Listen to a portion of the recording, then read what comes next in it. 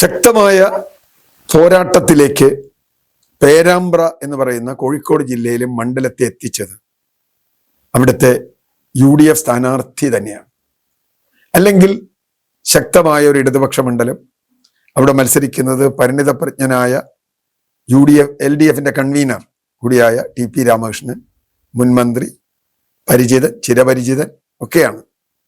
അതുകൊണ്ട് അദ്ദേഹത്തിന് വ്യക്തമായൊരു മേൽക്കൈ തുടക്കം മുതൽ അവിടെ ഉണ്ട്. പക്ഷെ ചിത്രം മാറുന്നത് അവിടെ വരുന്ന മുസ്ലിം ലീഗിന്റെ സ്ഥാനാർത്ഥിയാണ്.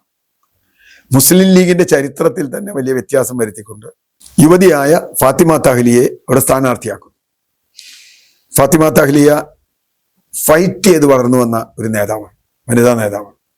ലീഗ് പോലൊരു പാർട്ടിക്കകത്ത് പോലും അതിലെ ചില തെറ്റായ കാര്യങ്ങളെ, തനിക്ക് തെറ്റെന്ന് തോന്നുന്ന കാര്യങ്ങളെ വെല്ലുവിളിക്കുകയും കറക്റ്റ് ചെയ്യുകയും അങ്ങനെ നിന്ന് അവിടെ നേതൃത്വത്തിന്റെ വിശ്വാസ്യത നേടി ഒരു അടർക്കളത്തിലേക്ക് പോരാളി പോലെ ഇറങ്ങി വന്ന ആളാണ് തഹ്ലിയ.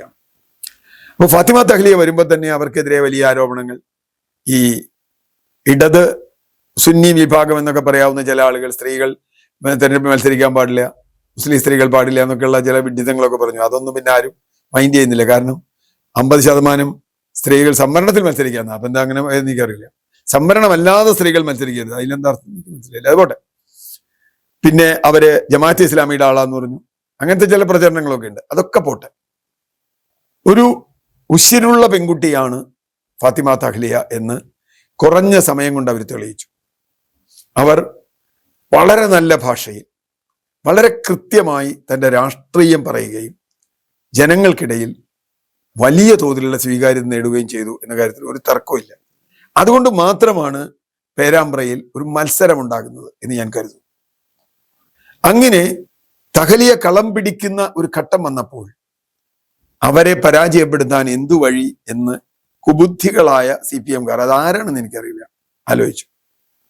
അങ്ങനെ ആലോചിച്ചു വന്നതാണ് ഇപ്പോ നമ്മൾ കണ്ടത്. എന്താ, അവിടെ ഒരു അനൗൺസ്മെന്റ് വിവാദം. അനൗൺസ്മെന്റ് റെക്കോർഡ് ചെയ്തു. ഒരു സ്ഥലത്താന്ന് ആദ്യം പറഞ്ഞ്, ഒരു സ്ഥലത്തല്ല, 2 സ്ഥലത്ത് 2 വണ്ടിയിൽ റെക്കോർഡ് ചെയ്ത മെസ്സേജാണ് ഇപ്പോൾ കമ്മീഷൻ എടുത്ത് തന്നിട്ടുള്ളത്. എന്താ റെക്കോർഡ് ചെയ്ത മെസ്സേജ്? ഖൗമിലെ കുട്ടിക്ക് വോട്ട് ചെയ്യണം എന്ന് മുസ്ലിം ജനവിഭാഗത്തിനോട് മുസ്ലിം ലീഗുകാരും UDF-കാരും പറയുന്നു. നമ്മളത് കേൾക്കരുത്, നമ്മൾ മതേതര ജനാധിപത്യ വിശ്വാസികളാണ് എന്നൊക്കെ പറഞ്ഞിട്ടുള്ള കച്ചറയാണ്. അതിന്റെ അർത്ഥം എന്താ? ഖൗമിലെ കുട്ടിക്ക് വോട്ട് ചെയ്യണം എന്ന് പറഞ്ഞാൽ മുസ്ലിം സ്ഥാനാർത്ഥിക്ക് വോട്ട് ചെയ്യണം എന്ന് പറഞ്ഞാൽ, ഇത് പരസ്യമായി പറഞ്ഞാൽ അതിന്റെ അർത്ഥം എന്താ? അതിന് വേറൊരു കൗണ്ടറുണ്ട്. ഹിന്ദുക്കൾ ഹിന്ദു സ്ഥാനാർത്ഥിക്ക് വോട്ട് ചെയ്യണം എന്ന് പറഞ്ഞാൽ TP രാമകൃഷ്ണൻ വോട്ട് ചെയ്യണം അതിന്റെ അർത്ഥം. അതാണ് ആ പ്രചരണത്തിന്റെ ലക്ഷ്യം. കൃത്യമായ വർഗീയ വിഭജനം ഒരു സമൂഹത്തിൽ നടത്തുക എന്ന ലക്ഷ്യത്തോടെ റെക്കോർഡ് ചെയ്ത മെസ്സേജാണ്. ഇവിടെ റെക്കോർഡ് ചെയ്ത മെസ്സേജ് എന്ന് പറഞ്ഞാൽ ഒരു പ്രശ്നമുണ്ട്. ഇങ്ങനെ CPM പ്രത്യേകിച്ചും ബാക്കി എല്ലാ പാർട്ടികളും ഉണ്ട്. ഒരു പ്രചരണ വാഹനത്തിൽ റെക്കോർഡ് ചെയ്തിട്ടുണ്ട് മെസ്സേജ് എന്താണ് എന്ന് കൃത്യമായും അതിൻ്റെ മാറ്റർ പരിശോധിച്ച് അത് കേട്ട് തീരുമാനിച്ചതിന് ശേഷം മാത്രമേ വിടാവൂ. കാരണം അത് ഉത്തരവാദിത്വമുള്ളതാണ്. സ്ഥാനാർത്ഥിയോ സ്ഥാനാർത്ഥിയുടെ ഏജന്റോ നിർദ്ദേശിക്കുന്ന വാഹനങ്ങൾക്ക് മാത്രമേ ഇലക്ഷൻ കമ്മീഷൻ പെർമിറ്റ് കൊടുക്കൂ. വേറെ വാഹനം വിട്ടാൽ കേസാണ്. അപ്പോൾ ഇലക്ഷൻ കമ്മീഷന്റെ പെർമിഷൻ വെച്ച് എടുത്ത നമ്പറാണ്, അതും തെളിഞ്ഞിട്ടുണ്ട്. ആ 2 വണ്ടികളും TP രാമകൃഷ്ണന്റെ തെരഞ്ഞെടുപ്പ് പ്രചരണത്തിന് വേണ്ടി ഉപയോഗിക്കാൻ ഇലക്ഷൻ കമ്മീഷൻ അനുവദിച്ചിട്ടുള്ള വണ്ടികളാണ്. അപ്പോൾ കേസ് കുറെ കൂടി ഗുരുതരമാണ്. പോലീസ് ഇപ്പം എത്ര ഗൗരവമായിട്ട് പോകുന്നു നമുക്കറിയില്ല.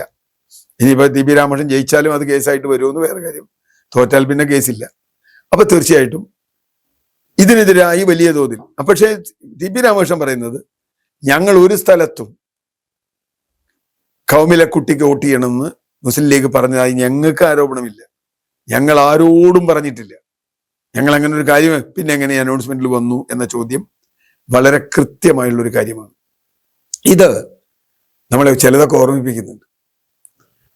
കഴിഞ്ഞ ലോക്സഭാ തെരഞ്ഞെടുപ്പിൽ വടകര, ഷാഫി പാലക്കാട് നിന്ന് വടകര പിടിക്കാൻ വേണ്ടി ശൈലജ ടീച്ചർക്കെതിരായി സ്ഥാനാർത്ഥിയായി വരും.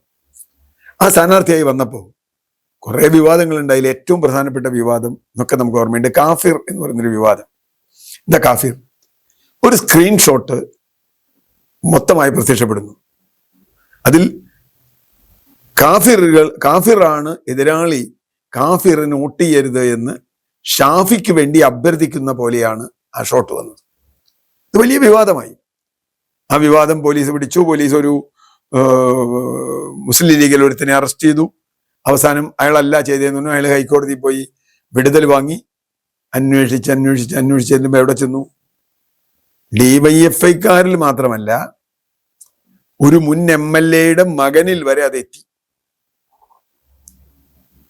CPMന്റെ സൈബർ ഗുണ്ട ഗാങ് ഓപ്പറേറ്റ് ചെയ്യുന്ന അവിടെ എത്തിയപ്പോൾ അന്വേഷണം നിന്നു. പിന്നെ അന്വേഷണം ഒരു ഇഞ്ച് പോയില്ല. ഇപ്പൊ ഈ തെരഞ്ഞെടുപ്പ് നടക്കുന്നതിനിടയിൽ ഒന്നും അന്വേഷണം അവസാനിപ്പിച്ചു. എന്താ അവസാനിപ്പിച്ച്? അത് അവസാനിപ്പിച്ചത് അത് CPM ഹാൻഡിൽ നിന്ന് വന്നതെന്നുള്ളതുകൊണ്ട് തന്നെയാണ്.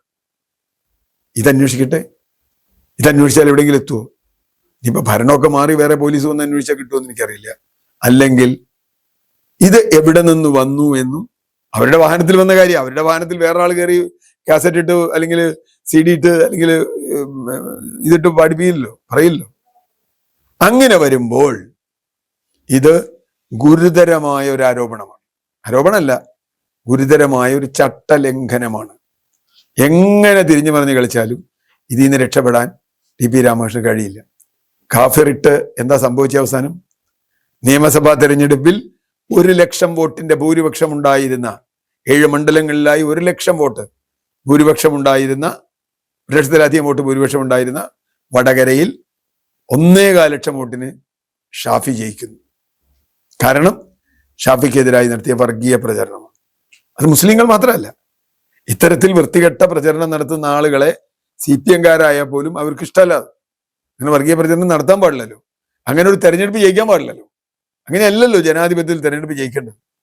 അതുകൊണ്ട് ഇത് കൃത്യമായും TP രാമകൃഷ്ണനും LDFനും പേരാമ്പ്ര മണ്ഡലത്തിൽ, ചിലപ്പോൾ അതിനടുത്ത മണ്ഡലങ്ങളിലും വലിയ തിരിച്ചടിയാവാനുള്ള സാധ്യതയുണ്ട് എന്ന് തന്നെയാണ് ഞാൻ കാണുന്നത്.